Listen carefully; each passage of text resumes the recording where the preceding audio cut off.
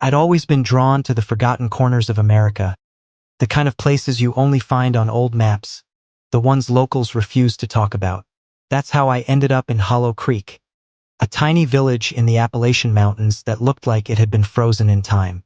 The first thing I noticed was how quiet it was. Too quiet. Not the peaceful quiet of nature, but the suffocating, expectant quiet of a place holding its breath. The villagers eyed me warily when I arrived, their faces pale, their eyes hollow. No one greeted me, no one smiled. I checked into a small inn at the edge of town. The innkeeper, an old man named Carl, warned me, his voice trembling. Don't wander after dark. The Hollow, it doesn't like strangers. I laughed it off. I was a grown man, a seasoned traveler. Ghost stories weren't going to scare me. That night, sleep didn't come easy. The wind outside the inn sounded like whispers. I told myself it was just the trees, but the whispers were too deliberate, too human. I got up, peering out my window, and saw faint lights flickering in the woods. Lights that moved against the wind, drifting like lanterns carried by invisible hands. Curiosity overrode fear. I grabbed my flashlight and stepped outside, the cold night air biting at my skin. As I followed the flickering lights into the dense forest, I realized the whispering had grown louder. They weren't just in the wind. They were calling my name. Michael. Michael. I froze. That's when I remembered that I hadn't told anyone my name in this village. Panic set in.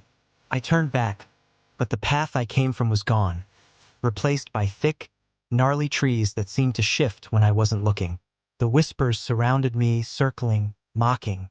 Then I saw them, figures in the shadows, hunched and pale, their eyes reflecting the dim light of my flashlight. They didn't walk. They slithered, jerking unnaturally. One stepped forward, and I could see its face clearly. It was human, but wrong, twisted, as if carved from fear itself. You shouldn't be here, it hissed.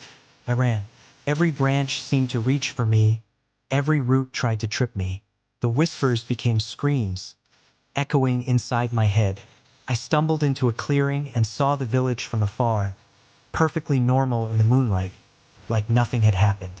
But as I ran closer, I realized the houses were empty, doors swinging in the wind. And on the hill, overlooking everything, was a crooked tree with dozens of lanterns hanging from its branches, each glowing with a dim, sickly light. Faces floated inside them, frozen in silent terror. I stumbled back into the woods, and that's when I felt it. A cold hand on my shoulder. I spun around. No one, just the whispers. They weren't calling me anymore. They were laughing. I don't remember how I got back to my inn. The next morning, Hollow Creek seemed normal. The villagers went about their business like nothing had happened. I tried to leave, but the roads were gone, swallowed by fog and forest. And in the distance, I saw the tree again. Every lantern flickered, and I could swear one looked exactly like me. I'm still here, trying to write this down, warning anyone who comes across Hollow Creek. The villagers never lie. They just hide the truth. And the Hollow, it doesn't let strangers go. I think it wants me to stay. That night, I couldn't sleep again. Every shadow in my room seemed alive, twitching at the corners of my vision. I tried to tell myself it was exhaustion, stress, the overactive imagination of a man alone in a haunted forest. But deep down, I knew better. I had to go back. Not because I wanted to, but because something in the Hollow was calling me. It whispered promises I couldn't resist. Power, knowledge, escape. Maybe it was madness. Maybe it was the village. I stepped outside into the fog.